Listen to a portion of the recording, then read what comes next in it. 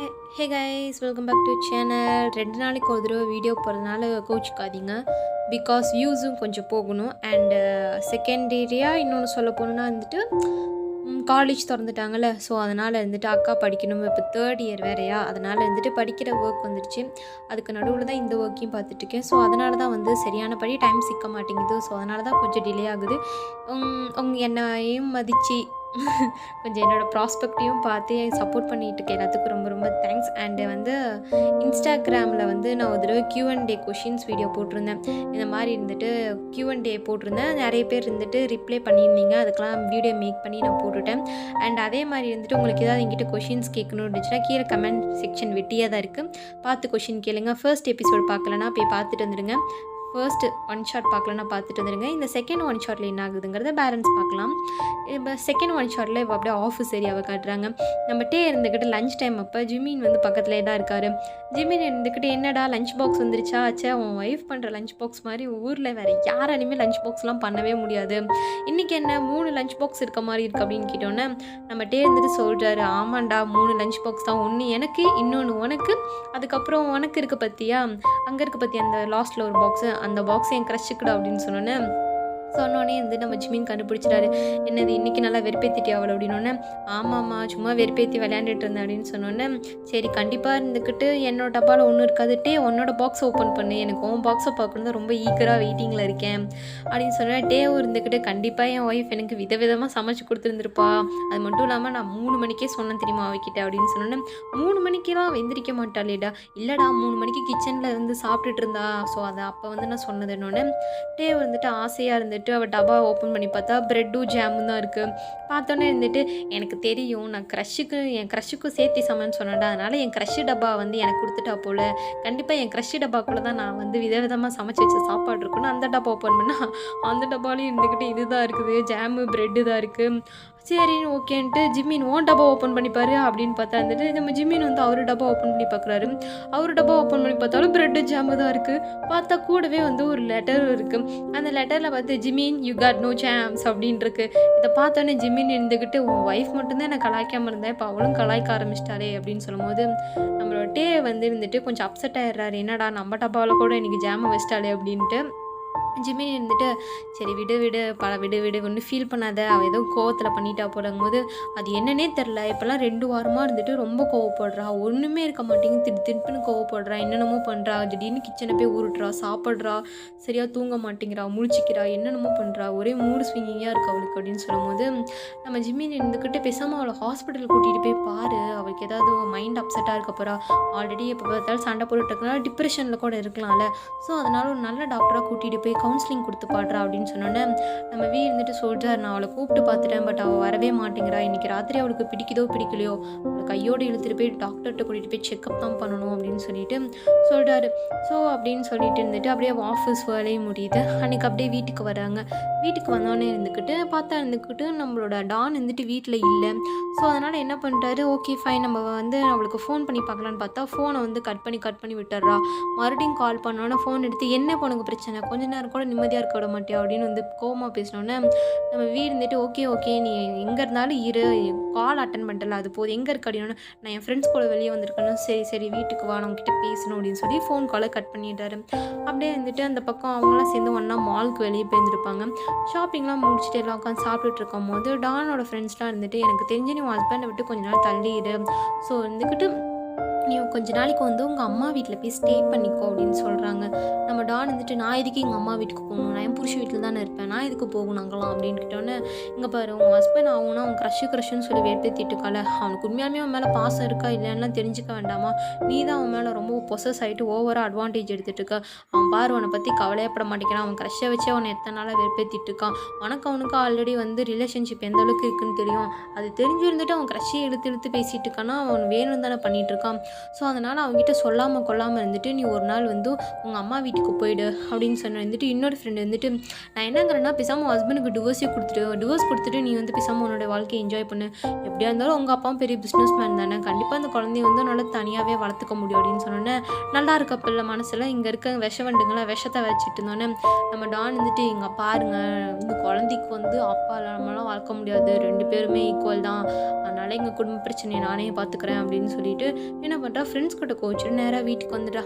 வீட்டுக்கு வந்தோடனே இருந்துட்டு நம்மகிட்டே இருந்துட்டு என்ன பண்ணுறாரு, எதுக்கு வந்து பாக்ஸை வந்து இப்படி பண்ண அப்படின்னோடனே என்ன பாக்ஸை கேட்குற அப்படின்னோடனே லஞ்ச் பாக்ஸ் தான், நான் எவ்வளோ ஆசையாக ஓப்பன் பண்ண தெரியுமா, ப்ரெட்டும் ஜாமும் வச்சுருக்கேன், நான் எவ்வளோ டிசப்பாயிண்ட் ஆனான்னு தெரியுமா, ஜிம்மினும் பயங்கரமாக டிசப்பாயிண்ட் ஆகிட்டான் அப்படின்னு சொன்னோன்னே வந்துட்டு நம்ம டான் வந்துட்டு அப்படியே ரொம்ப லெத்தாஜிக்கான். அப்புறம் க்ரஷ் என்ன சாப்பிட்டாளா அப்படிங்கிற மாதிரி கொஷின் கேட்டோன்னே நம்மகிட்டே வந்துட்டு காண்டோட உச்சத்துக்கே போயிறாரு. நான் ஒன்றும் அவளுக்காக கேட்கல, நான் சும்மா விளையாண்ட உங்ககிட்ட, அதுக்கு நீ இப்படி தான் பண்ணுவியா, உண்மையாலுமே இந்த டப்பாவை கொண்டு போய் அவகிட்ட கொடுத்துருந்தேன்னா அவள் என்ன நினைப்பா என்னை பற்றி அப்படின்னு பேசும்போது என்ன நினைப்பா, நம்ம வீட்டில் வந்து சாப்பாடு இல்லைன்னு நினைப்பா அப்படின்னு அதுவும் லெத்தாஜிக்கோ சொன்னோன்னே இவங்க 2 பேர்த்துக்கு கொஞ்சம் வாய்ஸ்லேயே வந்து பெரிய சண்டை ஆகிடுது.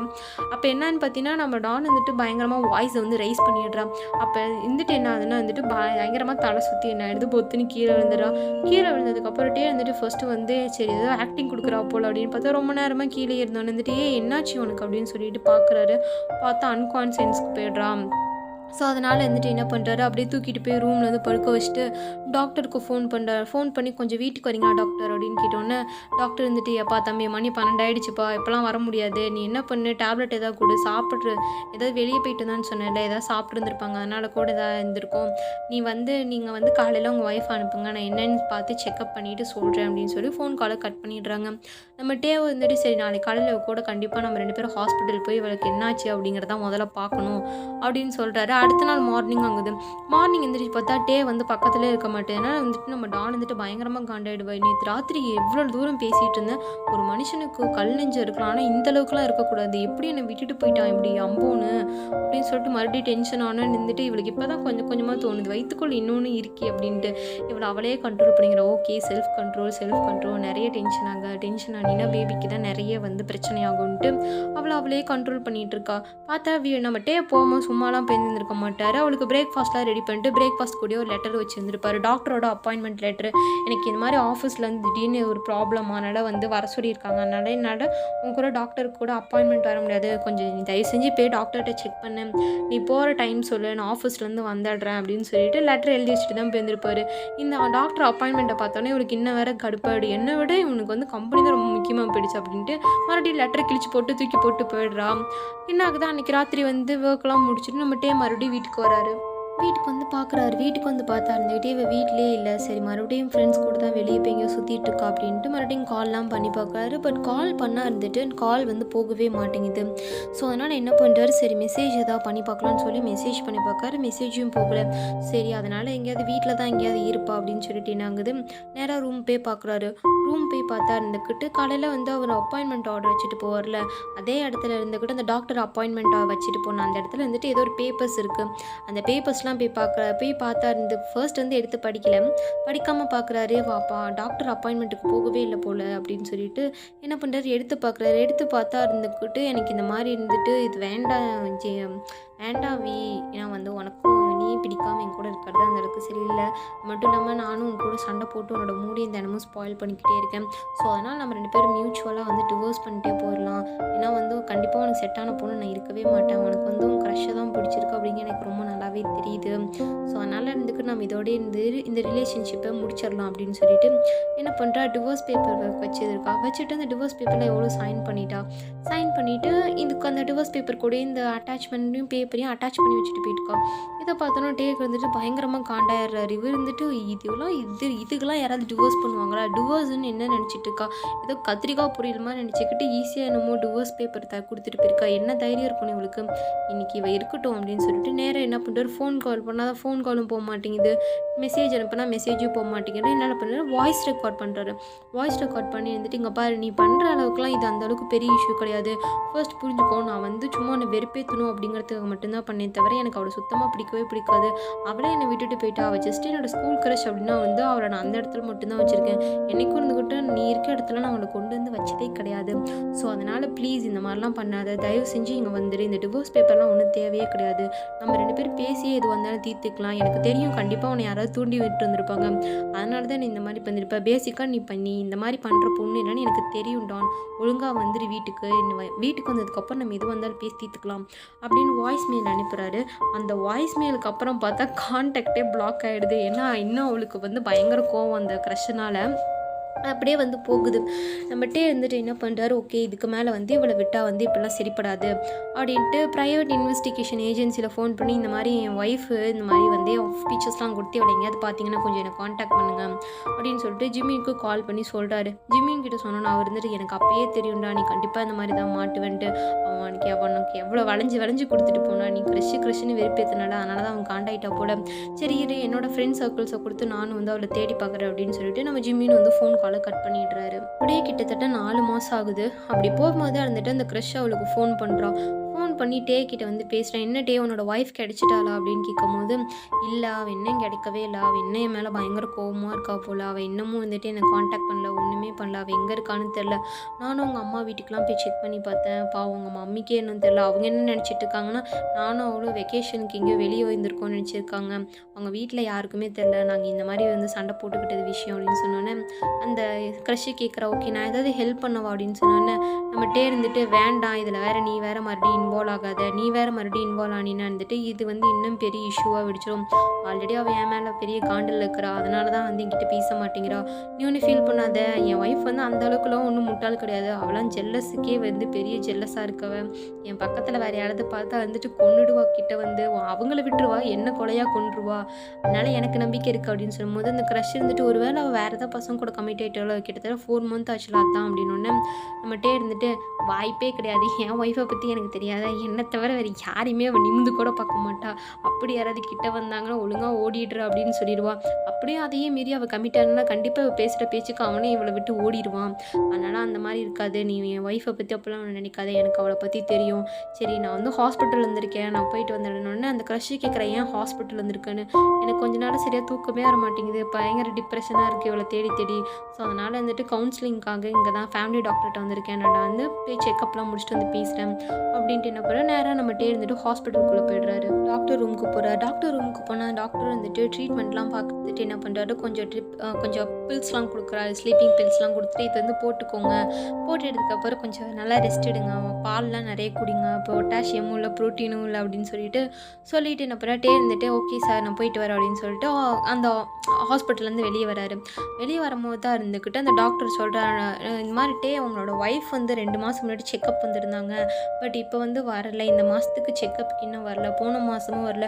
ஸோ அதனால் வந்துட்டு உங்களால் முடிச்சுன்னா உங்கள் ஒய்ஃபை வந்து நெக்ஸ்ட் டைம் நீங்கள் சீட்டிங் வரும்போது கூட்டிகிட்டு வாங்க அப்படின்னு சொன்னோன்னே நம்மகிட்டே இருந்துட்டு என்ன சொல்கிறீங்க புரியல, என் ஒய்ஃப் செக்கப் வந்தாலும் ஆமாட்டே ஒரு 2 மாதத்துக்கு முன்னாடி செக்கப் வந்தாங்க அப்படிங்கும்போது எதுக்கு செக்கப்புக்கு வந்து ஏதோ உடம்புக்கு பிரச்சனையாகும் போது இல்லைட்டே உடம்புக்குலாம் எதுவும் பிரச்சனை கிடையாது, அப்போ எதுக்கு செக்கப் வந்தால் இல்லட்டே உங்கள் ஒய்ஃப் வந்து ப்ரெக்னெண்ட்டாக இருக்கா உங்களுக்கு தெரியாதா சொல்லலையா அப்படிங்கும்போது எத்தனை நாளாக இப்படி இருக்குது அப்படின்னு கேட்டோன்னே எனக்கு தெரிஞ்சு இருந்துக்கிட்டு இப்போ தான் வந்துட்டு ஒரு 3 or 2.5 months இருக்கும், I think so, maximum 4 months இருக்கும்னு நினைக்கிறேன், எனக்கு சரியாக தெரியலட்டி அப்படிங்கும்போது உங்ககிட்ட என் ஒய்ஃப் தினமும் வருவாளாங்க.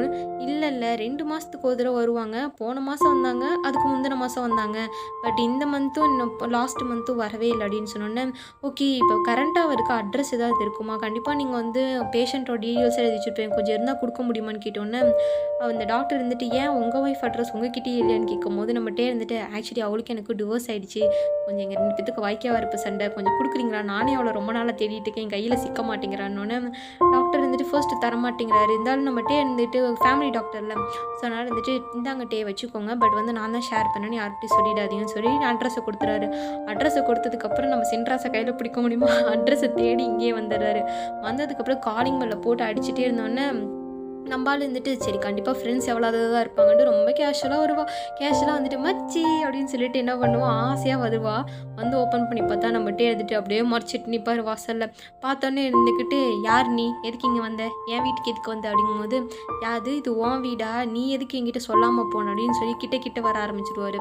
அதனால இருந்துட்டு பயத்தில் இருந்துட்டு எங்கள் பாரு கிட்டலாம் வராது, எனக்கு ஆல்ரெடி உடம்பு சரியில்லை, தள்ளிப்போ அப்படின்னு சொன்னோன்னே, ஆமாம்மா எனக்கு நல்லா தெரியும் நீ ஏன் இது எல்லாத்தையும் என்கிட்ட வந்து மறைச்சங்கும் போது, வந்துட்டு நீ மட்டும் உன் க்ரஷ்ஷுக்கிட்ட உன் க்ரஷ்ஷை பற்றி என்கிட்ட மறைச்சியா, அதனால தான் நானும் எல்லாத்தையும் உங்கள்கிட்ட மறைச்சேன் அப்படின் போது, நீ என்ன நீ பேசிகிட்டு இருக்க, சும்மா க்ரஷ்ஷுன்னு அவளே பிடிச்சி தொங்கிட்டு இருக்கா, அவள் இவளாம் ஒரு ஆள், அவளாம் ஒரு இதுன்ட்டு என்கிட்ட வந்து பேசிகிட்டு இருக்க, அவள் என்னை சுத்தமாக பிடிக்காது, அவள் ஜஸ்ட் என்னோட க்ரஷ்ஷு தாங்கும் போது, அதெல்லாம் எனக்கு தெரியாதுப்பா, எனக்கு டிவோர்ஸ் ஆகிடுச்சு, நான் தான் டாக்குமெண்ட் பேப்பரில் சைன் பண்ணி கொடுத்துட்டேன், நீ வேணுமே என்னமோ பண்ணு, நீ யாருன்னு எனக்கு தெரியாது, நான் யாருன்னு உனக்கு தெரியாது, just leave it bro, get lost அப்படின்னு சொல்லிட்டு என்ன பண்ணுவா, வீட்டை விட்டு துரத்தலான்னு ட்ரை பண்ணும்போது இருந்து நான் அந்த டிவோர்ஸ் பேப்பரில் சைன் பண்ணவே கிடையாது, நீ என்கிட்ட கொடுத்த அன்றைக்கே அந்த டிவோர்ஸ் பேப்பரை கிழிச்சு ஒரு தூக்கி டாய்லெட்டில் போட்டேன் அப்படின்னு சொன்னால், எதுக்குடா டாய்லெட்டில் போட்டேன் அப்படிங்கும்போது, பின்ன எனக்கு அது தேவையில்லை, நான் தூக்கி டாய்லெட்டில் போட்டேன், உனக்கு வேணும்னா என்னால் ஒன்றும் பண்ண முடியாது, எனக்கு ஒன்று ரொம்ப பிடிக்கும், அது மட்டும் இல்லாமல் வந்துட்டு உன் மேலே நான் போலீஸ் கம்ப்ளைண்ட் கொடுக்கலான் இருக்கேன் அப்படின்னு சொன்னோன்னே நம்ம டான் வந்துட்டு, ஆமாம் சார் வந்து போலீஸ் கம்ப்ளைண்ட் கொடுப்பாங்க, நீங்கள் ரொம்ப ஒழுங்கு பாருங்கள், க்ரஷ்ஷு பின்னாடி சுற்றிட்டு என் மேலே போலீஸ் கம்ப்ளைண்ட் கொடுக்க போறியா, ஆளப்படுறா அப்படின்னோடனே, க்ரஷ்ஷு நான் க்ரஷ்ஷு பக்கம் சுற்றினதுலாம் போதும், நீ 4 மாதம் ப்ரெக்னெண்ட்டாக இருக்க, அதை என்கிட்ட மறைச்சல பாரு, உன்னோட கேஸ் போட்டு உன்னை சுப்ரீம் கோர்ட் வரலையும் இருக்கிறேன்டி அப்படின்னு சொன்னோன்னே, நான் இருந்துட்டு இது எப்படி உனக்கு தெரியும் போது, நான் ஃபேமிலி டாக்டர்கிட்ட இன்றைக்கி தான் நான் டிப்ரெஷனுக்கு செக்கப்புக்கு போனேன், அங்கே தான் கண்டுபிடிச்சேன் எனக்கு உன்னை எவ்வளோ பிடிக்கும், நீ நான் எப்படிலாம் லவ் பண்ணும், ஒரு ஆஃப்டர் ஆல் ஒரு க்ரஷ்க்காக நீ என்னை விட்டுட்டு போயிடுயே, உனக்கு இதெல்லாம் நல்லதாக தோணுதா அப்படின்னு பேசும்போது இருந்துட்டு நம்ம டான் இருந்துட்டு, இது ஜஸ்ட் ஆக்சிடென்ட்டுப்பா, இது வந்து உனக்கே தெரியல, அன்றைக்கி நானும் ட்ரிங்க் பண்ணியிருந்தேன், நீயும் ட்ரிங்க் பண்ணியிருந்தேன், ஸோ அதனால் ஆக்சிடென்ட்டில் அதாச்சு, இதையே நான் வந்துட்டு எப்படி சொல்கிறேன்னு தெரியாமல் முடிச்சுட்டு இருந்தேன், அதுக்குள்ளே நம்ம 2 பேத்துக்கும் நிறைய ப்ராப்ளம், ஸோ அதனால தான் இந்த விஷயத்தை நான் அப்படியே உங்ககிட்ட வந்து மறைச்சிட்டேன் அப்படின்னு சொல்லும் போது, நம்மகிட்டே இருந்துக்கிட்டு ரொம்ப கிட்ட வந்துட்டு காது கிட்ட போயிட்டு, அன்றைக்கி நீ மட்டும்தாம்மா குடிச்சிருந்தேன், நான் குடிக்கல அப்படின்னு சொன்னோன்னே டானுக்கு, அப்போ நான் குடிக்கலைன்னா அப்போ இதுக்கு காரணம் நீயாடா அப்படிங்கணுன்னே அவனுக்கு வந்து ஒரு செகண்ட் ஷாக் ஆகிடுது, என்னது அன்றைக்கி நீ குடிக்கலைன்னா நான் மட்டும்தான் குடிச்சிருந்தேன் அப்படிங்க, ஆமாம் அன்றைக்கி நீ மட்டும் தான் குடிச்சிருந்தேன், அன்றைக்கி நான் ட்ரிங்க் பண்ண கிடையாது, எனக்கு தெரியும் இது அப்படின்னோன்னு, அப்போ ஏன் என்கிட்ட நான் அன்றைக்கி எந்திரிக்கும் போது இதை பற்றி சொல்லலைன்னு எனக்கு என்ன சொல்கிறதுன்னு தெரியல, நான் பயந்துட்டு உன்னை பார்த்தேன், நீ தான் மறுபடியும் திட்டுவியோ மறுபடியும் சண்டை போடுவியோன்னு நினச்சேன், இதுக்கெலாம் யாராவது சண்டை போடுவாங்களா, சொல்லியிருந்தா தானே எனக்கு தெரியும், நான் கிட்டத்தட்ட உங்ககிட்ட இதை பற்றி பேசுறதுக்கு 3 மாதமாக கஷ்டப்பட்டுட்டு இருந்தேன், அதுக்குள்ளே தான் நடுவில் உன் க்ரஷ்ஷு வந்து என் மனசையே கிராஷ் போட்டு உடச்சிட்டா அப்படின்னு நம்மளோட இருந்துட்டு என்ன பண்ணுறாங்க, அங்கே பாரு ஊரில் எத்தனை பொண்ணு இருந்தாலும் மறுபடியும் அதே தான் சொல்கிறேன், எனக்கு ஒன்று மட்டும்தான் பிடிக்கும், அவன் ஆஃப்டர் ஆல் என் க்ரஷ் மட்டும்தான், is not my wife, you are my wife அப்படின்னு சொல்லி ஒரு 4-5 கவிதையை போட்டோன்னு இருந்துட்டு, இவ்வளோ இருந்துக்கிட்டு எனக்கு ஒன்று ரொம்ப பிடிக்கும்ப்பா, லவ் யூப்பா, ரொம்ப நேரம் ஒன்று வந்து ரொம்ப அலைய விட்டுட்டேன், சாரிப்பா அப்படின்னு சொன்னோன்னே இருந்துட்டு, பரவாயில்ல பெரிய சாரின்னா, அப்புறம் என்ன குழந்த அப்படின்னு கேட்டோன்னே, வெங்காயம் இப்போல்லாம் தெரியாது, இன்னும் 6 மாதம் ஆகும், அதுக்கப்புறம் தான் சொல்லுவாங்கன்னொன்னே, சரி வாட் எவர் மேபி எப்படியோ ஃபேமிலியோடு சேர்ந்துட்டேன், சரிவா நம்ம வீட்டுக்கு போகலாம் அப்படின்னு சொல்லிட்டு நம்மகிட்டே இருந்துக்கிட்டு நம்ம டானை வந்து திரும்பி வந்து அவரோட மேன்ஷனுக்கு கூட்டிகிட்டு போய்ட்றாரு. இதோடு இருந்துட்டு இந்த 2 ஷார்ட் எஃப்எஃப் வந்துட்டு நம்ம ரைட்டர் வந்து கம்ப்ளீட் பண்ணுறா. உங்களுக்கு பிடிச்சிருக்குன்னா சொல்லுங்கள், வேறு ஏதாவது நல்ல எஃப்எஃப் பார்க்கலாம், உங்களுக்கு வேறு ஏதாவது கண்டென்ட் இருந்தால் கீழே வந்து போட்டு விடுங்க, பார்த்துட்டு நெக்ஸ்ட் அதுக்கும் 1 ஷார்ட் பண்ணுறதுக்கு ரெடி பண்ணுறோம். அது வரைக்கும் வீட்டில் ரொம்ப ஹாப்பியாக இருங்க, ஹெல்த்தியாக இருங்க. Okay, tata, bye bye, see you later.